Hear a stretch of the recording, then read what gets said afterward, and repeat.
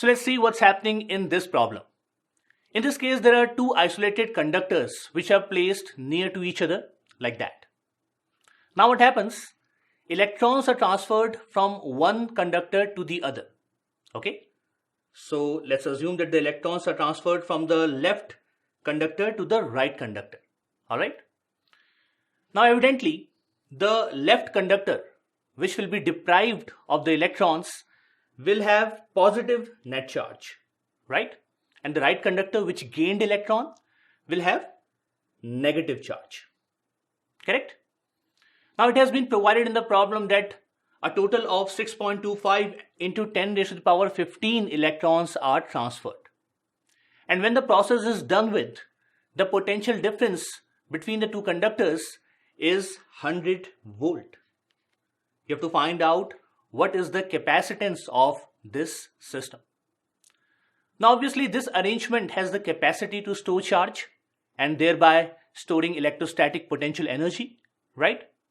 But how effective the arrangement is will be figured out by finding what's the capacitance of this arrangement, right? So let's do that. Let's find out what is the capacitance. You know the process. We can find this out by taking the ratio Q by V, where we know that V is 100 volt. But what is Q? Is Q the net charge on the two conductors? Or is it the magnitude of charge on any one of these conductors?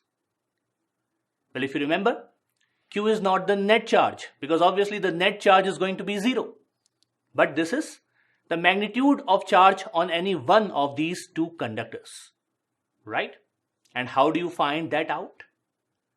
Well, we can use the quantization of charge to figure this out. So Q is equal to N into E, right?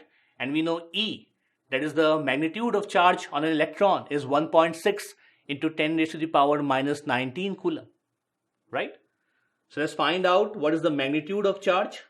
This is going to be N, that is 6.25 into 10 raised to the power 15 into the magnitude of charge on each electron, which is 1.6 into 10 raised to the power minus 19 coulomb.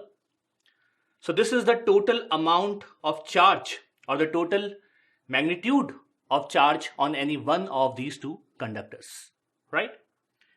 And if we divide this by V, we are going to get what is the capacitance of this system. So divided by 100 will give us capacitance in farad, right? Coulomb per volt is farad. Now if you do the calculation, then 6.25 into 1.6 will turn out to be 10 into, and this is 10 raised to the power minus 6 farad, or you can say 10 microfarad, right?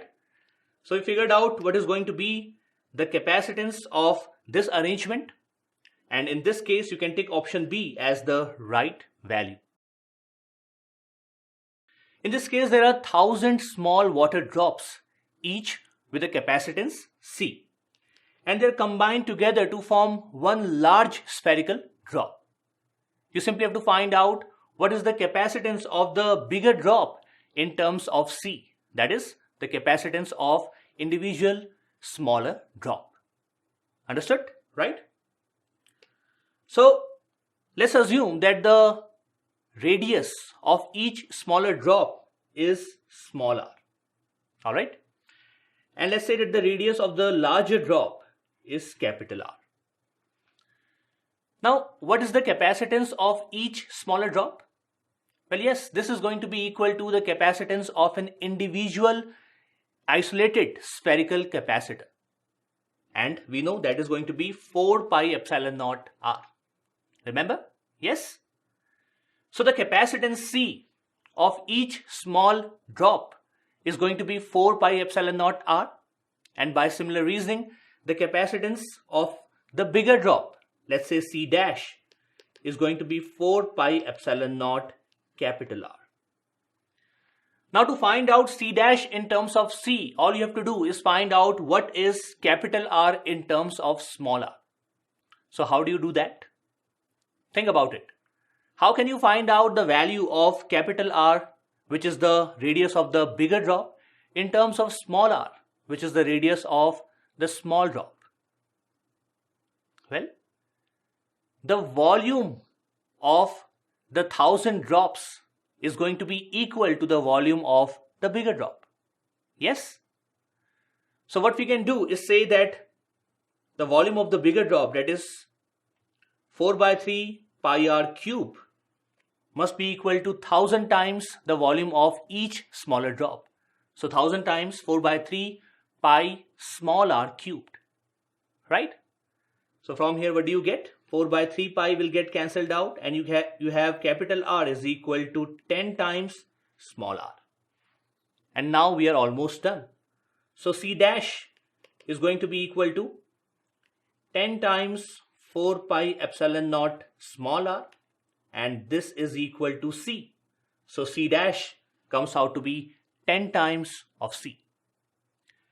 So in this case, the capacitance of the large spherical drop is going to be 10 times the capacitance of each smaller drop.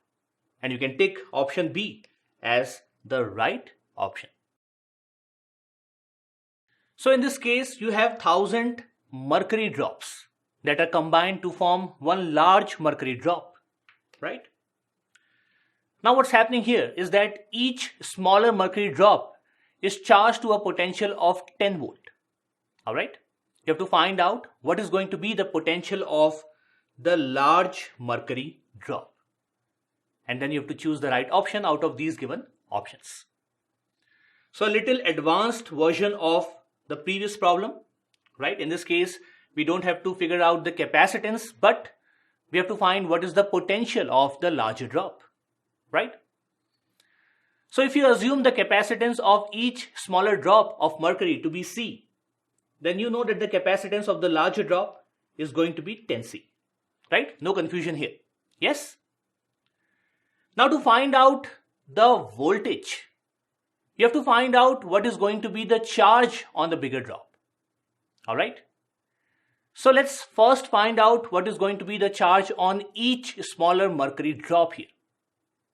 We know that the potential of each one is 10 volt. So charge on each smaller drop, let's say small q, is going to be C into V, that is 10C, right? And now, by using the conservation of charge, you can understand that the total charge on the bigger mercury drop is going to be 1000 times small q. Yes? Right? So we have the charge on the bigger drop as well. So let's say this is capital Q and this is going to be equal to 1000 times small q. Let's find this out in terms of C. So Q is going to be, from here we can put the value of small q as 10C. This is going to be 10,000 into C, right? So we have the capacitance of the bigger drop, which is 10C. We also have the charge on it.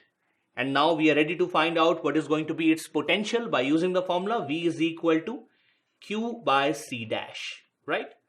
So you can see that C will be gone and 110 will be gone, and you have the voltage of the bigger drop simply as 1000 volt, right? So as simple as that. In this case, we have found the voltage of the bigger mercury drop, and you can take option A as the right option. Now in this problem, you have two spherical conductors. The inner sphere has the radius A and the outer sphere has radius B. Now as you can see, both the conductors are connected with a wire, and you have to find out what is going to be the capacitance of such an arrangement. So let's figure this out. Let's remove the conducting wire for a while, alright? And let's give them some positive charges Q1 and Q2, as you can see in the figure. So the inner spherical conductor is given the charge plus Q1, and the outer spherical conductor is given the charge plus Q2, alright? Now let's see what are the potentials of these spherical conductors. What is going to be the potential of the smaller sphere? Well, this is going to be KQ1 by A plus KQ2 by B. right? Where K is nothing but 1 upon 4 pi epsilon naught. Yes? And what is going to be the potential of the outer sphere? Well, this is going to be KQ1 by B plus KQ2 by B.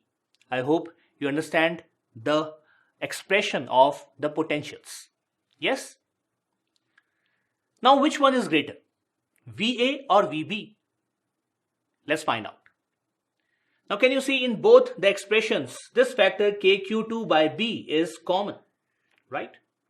But for VA, you can see that A is smaller than B. Yes? So KQ1 by A is going to be larger as compared to KQ1 by B. And from here, you can directly say that VA is going to be greater than VB for any values of Q1 and Q2. So you can choose anything for Q1 and Q2 and you will always get the potential of the inner spherical conductor VA to be greater than the potential of the outer one. And what happens when you connect them with a wire which is conducting? Well, yes, all the positive charges are going to flow from the higher potential to lower potential. That is, from the inner sphere to the outer sphere, all the charge Q1 is going to flow. Right? So this arrangement is equivalent to an isolated spherical conductor of radius B, because now there is no use of the inner spherical conductor. Yes? Now at this point you might have a question that what if the charges are negative? What if Q1 is negative and Q2 is also negative? Well, in that case also the same thing is going to happen.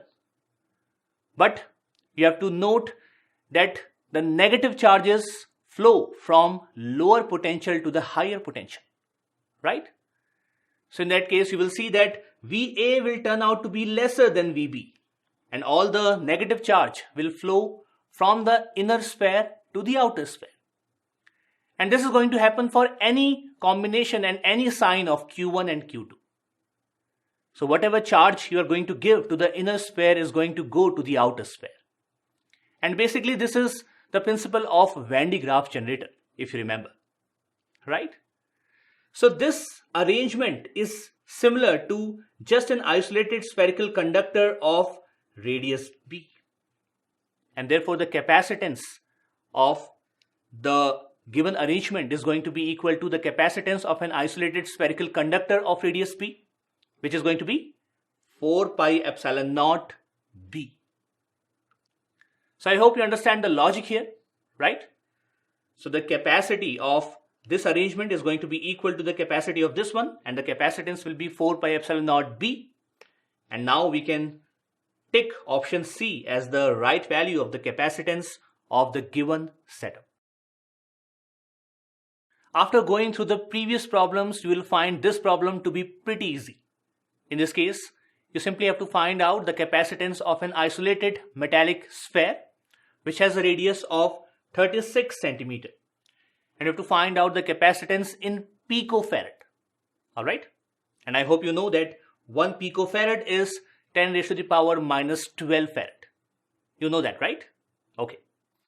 So we are going to apply the formula C is equal to 4 pi epsilon naught R, where you know that 1 upon 4 pi epsilon naught R is 9 into 10 raised to the power 9. So 4 pi epsilon naught R is going to be 1 upon 9 into 10 raised to the power 9. And we can put the value of R now in the SI unit. So this is 36 into 10 raised to the power minus 2 meter. And we will get the capacitance in farad, right? Let's simplify this out. This is nothing but 4 into 10 raised to the power minus 12 farad.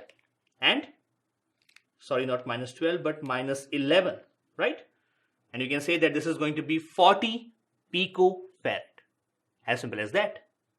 So in this case, option A is going to be the right value of the capacitance of this isolated metallic sphere.